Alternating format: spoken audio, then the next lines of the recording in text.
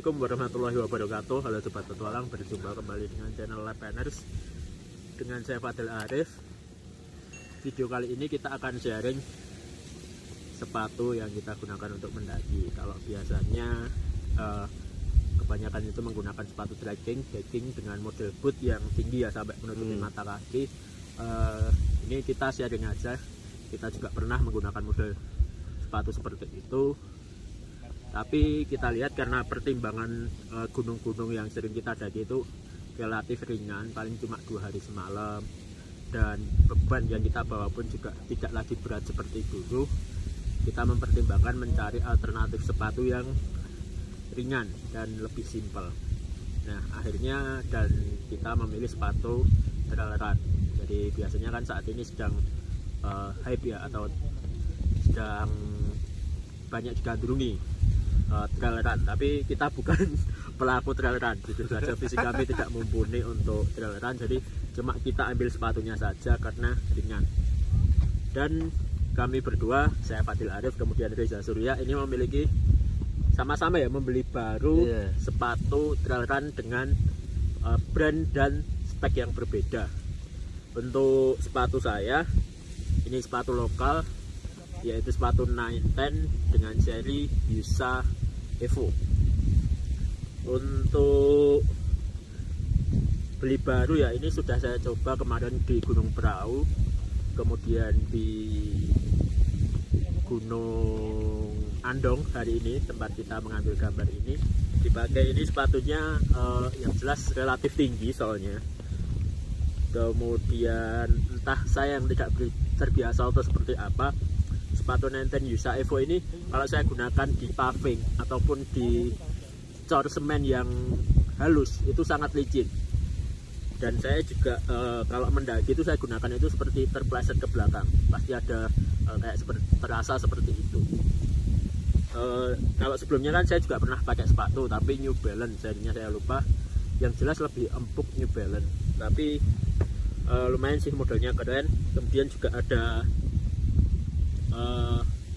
reflektif, jadi ada reflektornya di bagian depan dan juga di bagian belakang. Overall walaupun agak licin ya saya rasakan, tapi kalau di tanah, medan tanah itu sangat menggigit, nggak licin.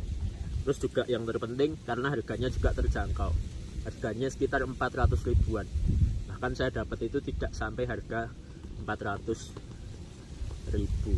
Oke, ini untuk sepatu 910 Yusa Evo. Untuk selanjutnya kita sharing kesempatan dengan Mas Reza Surya. Oke, sepatunya apa ini Mas, baru? Tapi kok saya lihat kok 910 kayak simple banget Mas ya? Iya, 910 ini produk lokal ya. Kalau nggak salah ini satu pabrikan dengan Lik. Oh. Oke, kalau Mas Reza sendiri ini sepatunya apa? Oh, ini saya pakai Hoka One One, serinya Speedgoat 4, yang seri Speedgoat terbaru karena belum keluar Speedgoat 5.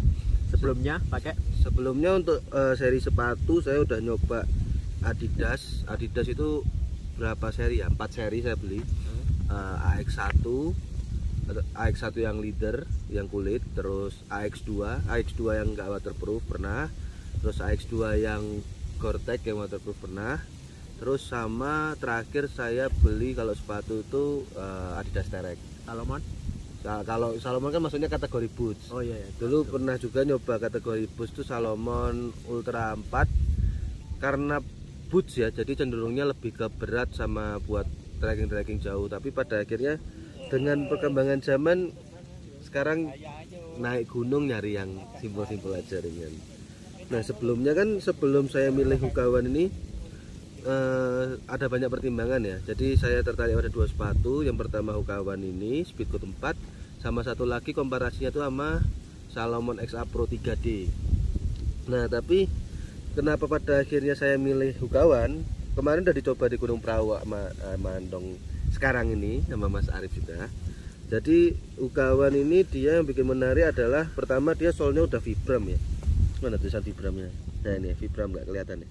Nah ini Vibram, jadi udah dicoba di beberapa medan seperti batu, terus cor, terus tanah yang habis hujan. Akar-akaran juga ya. Akar-akaran. Ada trek, kalau di lewat Patak Bandeng itu kan ada trek akar dan juga trek batu yang licin juga lumayan. ada cor juga di awal, karena perbaikan jalan itu kan kita harus memutar desa lewat jalan cor. Nah itu untuk gripnya sih oke.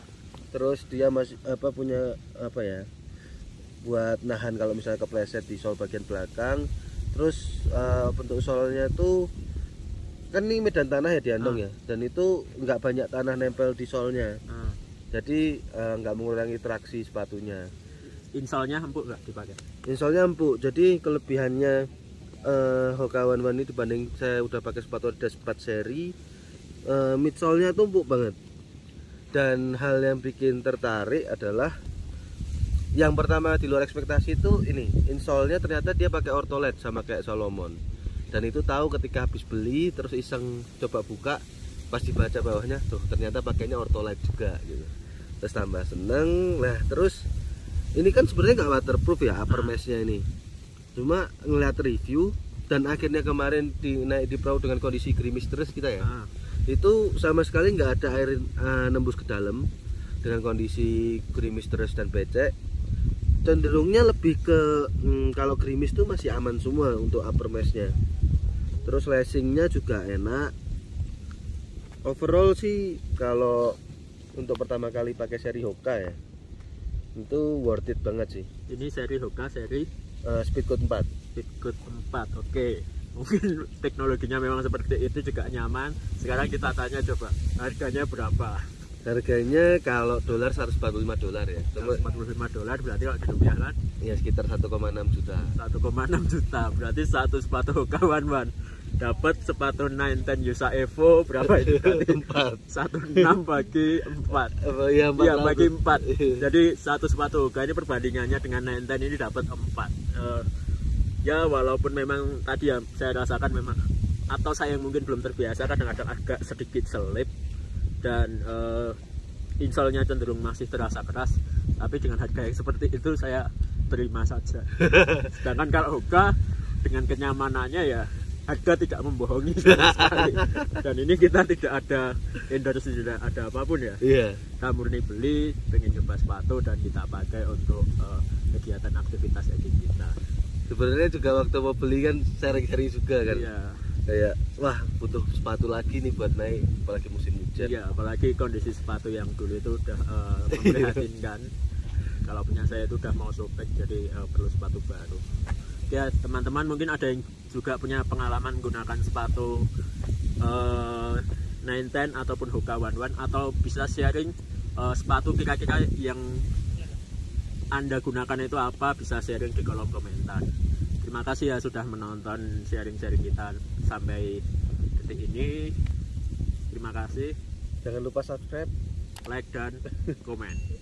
Terima kasih, sampai jumpa. Wassalamualaikum warahmatullahi wabarakatuh.